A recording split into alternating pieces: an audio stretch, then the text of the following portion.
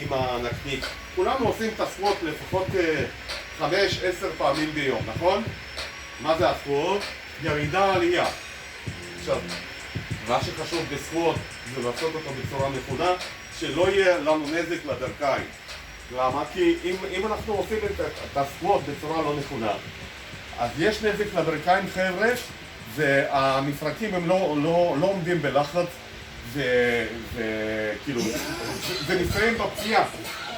עכשיו, מה העיקרון פה?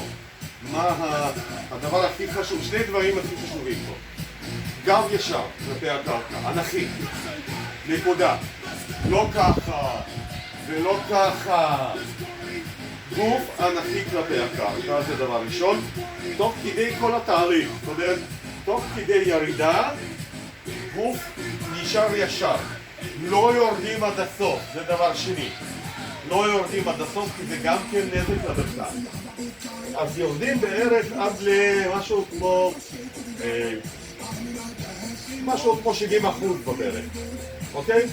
ואז אנחנו מתרוממים. עכשיו, הדבר הכי חשוב בסקווט זה שהברך לא תעבור את הקו של האצבעות.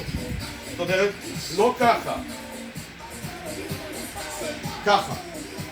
בירידה, ברך לא עוברת את הקו. בסדר? אז זאת התנועה הנכונה. נניח יש לנו משקולות בידיים, ואנחנו עושים ירידה, עלייה. זה הנקניק נותן לנו אפשרות לעשות את התרגיל בצורה נכונה.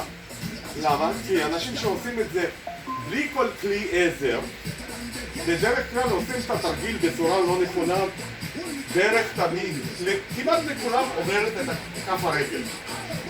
וזה נזק, אוקיי?